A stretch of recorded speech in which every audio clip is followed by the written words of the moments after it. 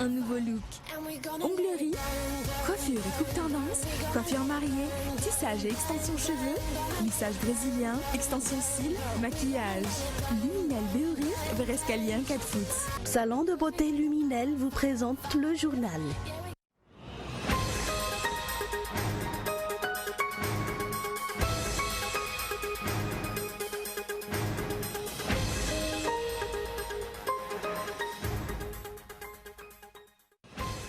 Au sommaire de cette édition, jour J-1 avant le début de la propagande relative au communal partiel. Presque tous les matériels de vote sont prêts, rassure la Sénit. La Sénit qui va dépêcher des observateurs dans les communes où les élections sont à refaire.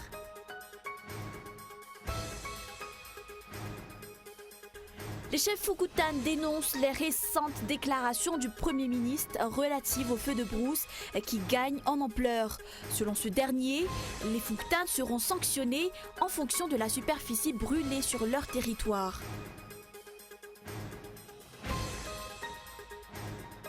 Et puis nous allons partir en Turquie, en direct devant les caméras. Des policiers en tenue anti-émeute ont pris d'assaut au petit matin à Istanbul le siège de Bugün TV et Canal Turc, dont la maison mère a fait l'objet lundi d'une mise sous tutelle judiciaire très controversée.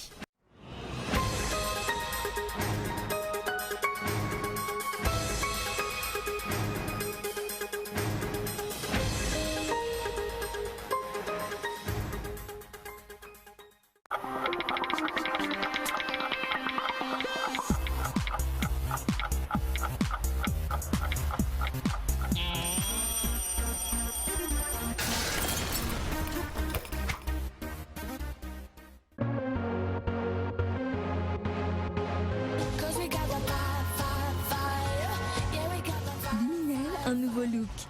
Onglerie, coiffure et coupe tendance, coiffure mariée, tissage et extension cheveux, lissage brésilien, extension cils, maquillage. Luminel Béorir, Verescalien 4 foot. 034 01 816 59 033 11 859 98. Luminel, osez être la plus belle.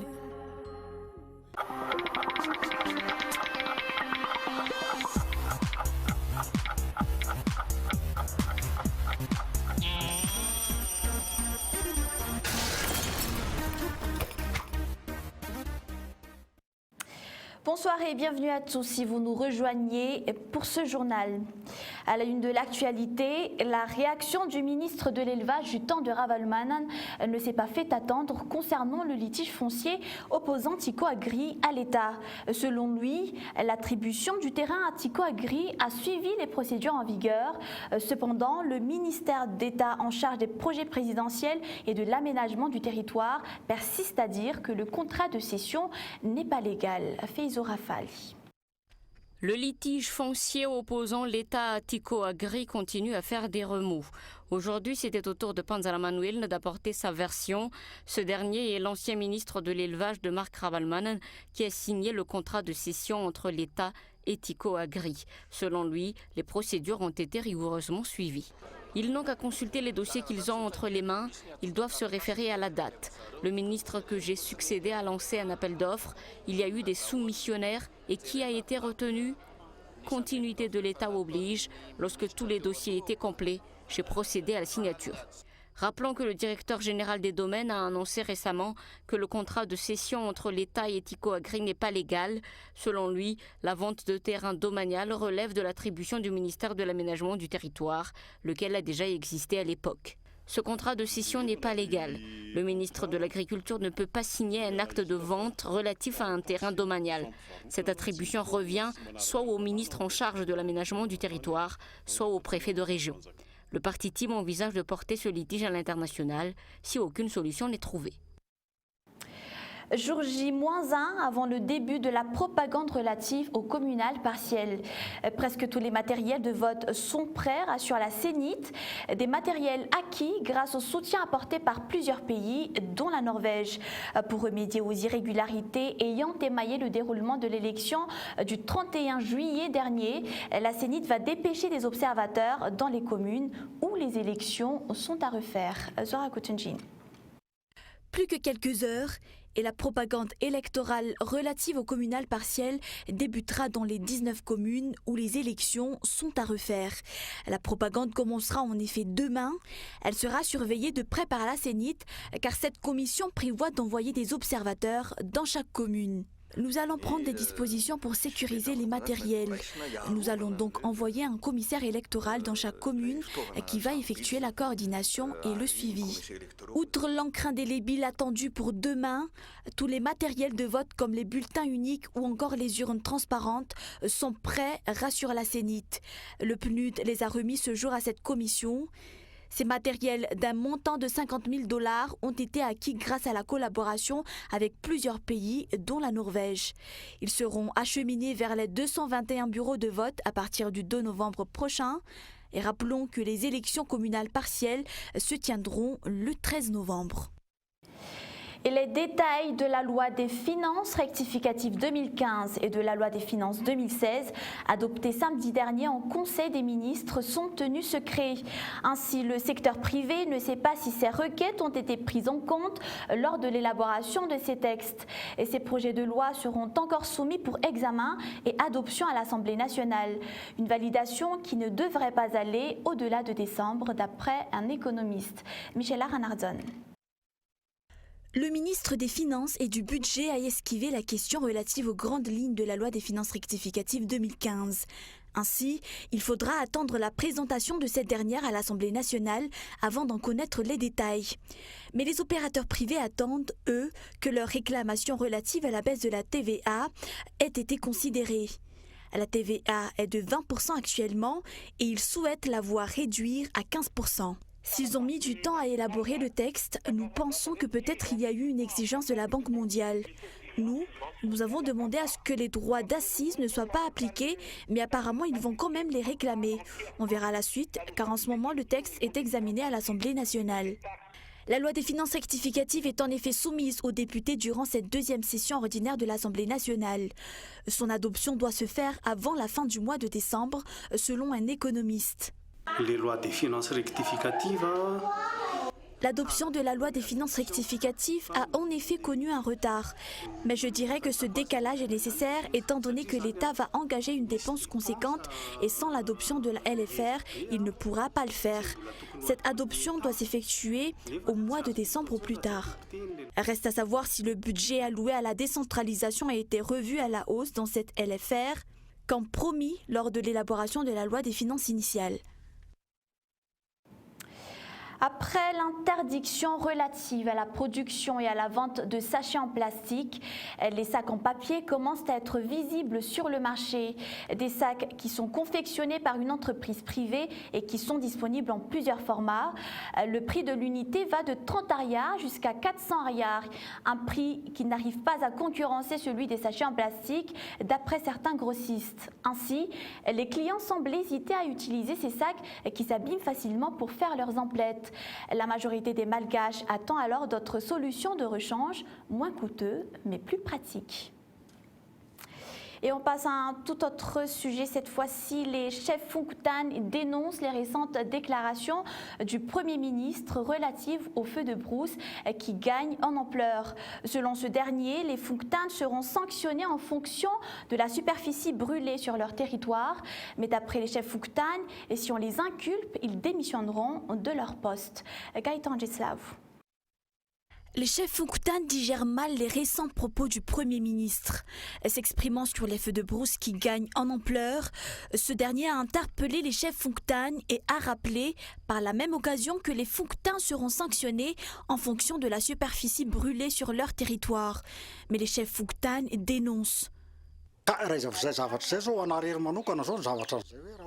Pour le cas de notre Fonctan en particulier, ce n'est pas tous les jours qu'on reçoit des rapports, ainsi certains faits ne nous parviennent pas. Nous exigeons alors que la collaboration avec toutes les hiérarchies soit renforcée. Il ne faut pas rejeter la responsabilité aux chefs Fonctan, car si c'est le cas, personne ne veut occuper cette fonction. Les forces de l'ordre et les tribunaux doivent également prendre leurs responsabilités afin d'éradiquer les feux de brousse. D'après Abel Razaf Machach, député élu à Manakar, Parallèlement à la lutte contre les feux de brousse, l'État doit encourager le reboisement et des mesures d'accompagnement doivent être prises concernant le suivi des jeunes plantes qui sont mises en terre. Le respect des législations en vigueur est également de mise, poursuit cet élu. Et on passe aux actualités internationales. Le procureur confirme les soupçons des autorités. C'est bien le groupe État islamique qui est derrière les attentats d'Ankara. Attaque qui a fait 102 morts, plus de 500 blessés. C'était le 10 octobre dernier. La police turque a pris de force ce mercredi le contrôle de 2 chaînes de télévision proches de l'opposition qui a dénoncé un nouvel exemple à la dérive autoritaire du président Recep Tayyip Erdogan à 4 jours seulement des élections législatives. C'est un reportage de France 24.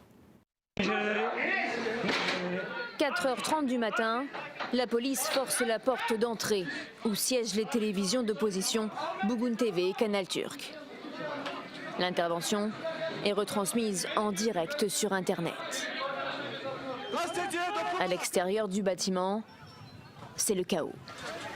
Depuis mardi, à l'aide de chaînes et de parapluies, des manifestants empêchent les forces de l'ordre d'entrer. En vain. La manière forte a été employée. Canon à eau, gaz lacrymogène, arrestation.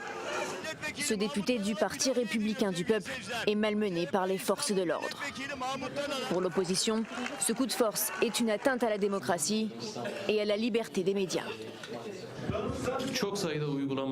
Le raid ne nous étonne pas, il ne nous surprend pas. La journée a commencé avec cette opération qui nous attriste, qui nous blesse. Je tiens à indiquer clairement que c'est un acte inacceptable. Inacceptable ? Pas pour les autorités. Car depuis lundi, la justice turque a décidé de mettre sous tutelle la holding Koza İpek qui détient les 2 chaînes de télévision. Le groupe est accusé de faire de la propagande pour le compte de l'imam Fethullah Gülen. Exilé aux États-Unis, il est l'ennemi public numéro 1 de Recep Tayyip Erdogan, qui l'accuse de vouloir le renverser et d'être à l'origine du scandale de corruption qui a visé ses proches en 2013. Pour beaucoup, cet assaut est une nouvelle dérive autoritaire du régime, à seulement 4 jours des élections législatives anticipées. Et puis, nouvel exploit au-dessus de nos têtes, une sonde va frôler la Lune de Saturne. Plus précisément, elle va étudier un geyser de glace, une étude qui s'avère essentielle pour en savoir plus sur les conditions nécessaires à la vie. France 24. Voici Encelade, un satellite naturel de Saturne, une sorte de cousin très éloigné de la Lune. Sous sa surface de glace, Encelade abrite un océan qui émerge par des geysers gelés. L'un d'entre eux reçoit la visite de la sonde Cassini envoyée par la NASA. Nous allons voler à une altitude d'environ 50 km, le plus près que nous n'avons jamais été.